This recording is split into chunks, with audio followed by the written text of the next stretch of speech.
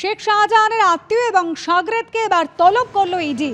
এই আত্মীয় এবং সাগরেদদের জিজ্ঞাসাবাদ করে শেখ শাহজাহানের বেআইনি যে সম্পত্তি রয়েছে সেই সম্পত্তির হদিশ পাওয়া যাবে বলে অনুমান করছে ইডি।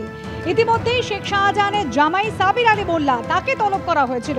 তাকে তলব করে বয়ান রেকর্ডও করেছে এনফোর্সমেন্ট ডিরেক্টরেট।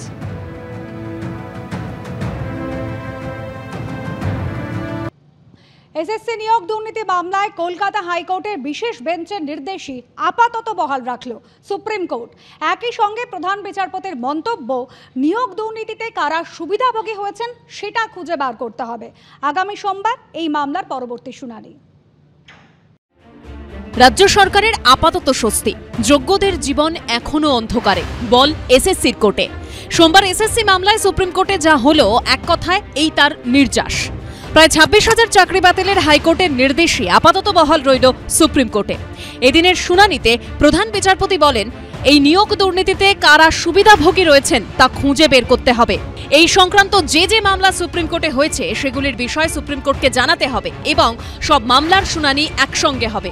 তাৎপর্যপূর্ণভাবে এদিন প্রধান বিচারপতি ডিওয়াই চন্দ্রচূড় বলেন, কোনো টেন্ডার ছাড়াই ওয়েমার্কশিট মূল্যায়নকারী সংস্থাকে নিয়োগ করা হয়েছিল। ওয়েমার্কশিট নষ্টের সময় তার কোনো প্রতিলিপি রাখা হয়নি। প্যানেলের বাইরে থেকে চাকরি দেওয়া হয়েছে। যেভাবে এই নিয়োগগুলো করা হয়েছে এটা সম্পূর্ণ দুর্নীতি। আজকে আমরা প্রচন্ডভাবে ভুক্তভোগী, আমাদের সামাজিক সম্মান নষ্ট হয়েছে, আমরা কিছুটা মৃত্যু মুখে পতিত হয়েছি। তো এই পরিস্থিতি থেকে আমরা বাঁচার জন্য সুপ্রিম কোর্টে দ্বারস্থ হয়েছি। আমাদের এই দুরবস্থা থেকে আমাদেরকে মুক্তি দেওয়া হোক, আমাদের নতুন জীবন দেওয়া হোক, আমরা এটুকুই চাই। প্রধান বিচারপতি যারা বারবার বলেছেন যে ওএমআর-শিট সেগুলো তো ডেস্ট্রয় করা হয়েছে। West Bengal central school service commission প্রথমে ফিজিক্যাল কপি সেটা ডেস্ট্রয় করেছেন, তারপরে তার ডিজিটাল কপি সেটাও ডেস্ট্রয় করেছেন। সিবিআই যে ডিজিটাল কপি নাইসার একজন কর্তা পঙ্কজ বনসালের বাড়ি থেকে উদ্ধার করেছিল সেটা 65B সার্টিফিকেট দিয়ে সেটা বোঝা গেছিল যে সেটা অ্যাডমিসিবল এবং তার জেনুইনিটি থেকে বোঝা যায় যে ওএমআর শিটের ম্যানিপুলেশন আছে। রাজ্য সরকারের তরফে এদিন সুপ্রিম কোর্টে বলা হয় যে হাইকোর্টে সওয়াল জবাবের সময় সিবিআই বলেছিল তারা 8,000 বেআইনি নিয়োগ শনাক্ত করেছে। সেক্ষেত্রে 26,000-এর নিয়োগ কেন বাতিল করা হলো? চাকরিহারাদের তরফে আইনজীবী মুকুল রোহতাগি সোমবার বলেন, হাইকোর্ট এত সংখ্যক শিক্ষক শিক্ষিকার চাকরি বাতিল করতে পারে না, শুধু তদন্তের নির্দেশ দিতে পারে। 26,000 শিক্ষক শিক্ষিকার চাকরি বাতিল হয়েছে, তাদের প্রত্যেকের পরিবার আছে। যারা বেআইনিভাবে চাকরি পেয়েছে শুধু তাদের চাকরি বাতিল না করে কেন 26,000 শিক্ষক শিক্ষিকার সকলের চাকরি বাতিল করা হলো? এর উপর স্থগিতাদেশ দেওয়া হোক। কিন্তু সুপ্রিম কোর্ট এই আবেদনে আপাতত সাড়া দেয়নি। আজকে সুপ্রিম কোর্টে ওরা সকলে বলে খুব বড় প্রার্থনা করছিলেন যাতে আবেদন হাইকোর্টের জাজমেন্টকে স্টে করা হয়। আমরা আপত্তি করি, কোন রকম স্টে দেয়নি। শেষ পর্যন্ত অনেক আকুতি মিনতিতে যে নির্বাচনের মুখে আমাদের মন্ত্রীরা গ্রেপ্তার হয়ে যেতে পারেন এই আশঙ্কা প্রকাশ করাতে তখন বিচারপতি বলেছেন যে সিবিআই কোনো পদক্ষেপ নেবে না।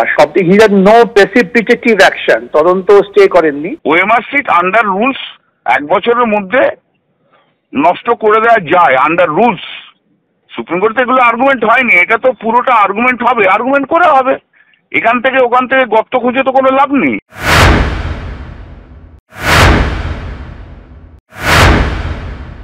প্রধান বিচারপতি তো কতগুলো অত্যন্ত রেলিভেন্ট এবং পার্টিনেন্ট কোয়েশ্চেন রেজ করেছেন, তার উত্তর দিক না ওরা।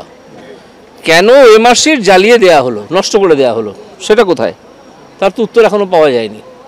কেন এই যারা প্যানেলে ছিল না তারা কেন চাকরি করবে? তো ভয়ঙ্কর দুর্নীতি বলে চিফ জাস্টিস শুনতে পাচ্ছি নিজেই উল্লেখ করেছেন। প্রথম সুবিধাভোগী মমতা ব্যানার্জি এবং তার ভাইপো। বেআইনি কাজটা মুখ্যমন্ত্রীর নেতৃত্বে হয়েছে, ক্যাবিনেট সিদ্ধান্ত করে হয়েছে।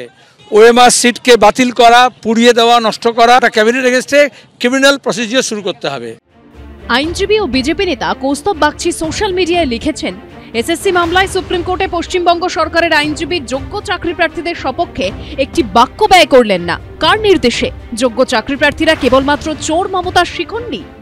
বিরোধীদের একটা বড় অংশ তারা যারা চাকরি চলে গেছে তাদের কাছে গিয়ে বলছেন আমরা চাই চাকরি হোক, আর আদালতে গিয়ে বলছেন গোটা প্যানেল বাতিল হোক।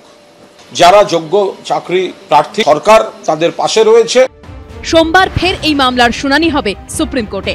বিজেন্দ্র সিংহ, সৌভিক মজুমদার ও দীপক ঘোষের রিপোর্ট, এবিপি আনন্দ।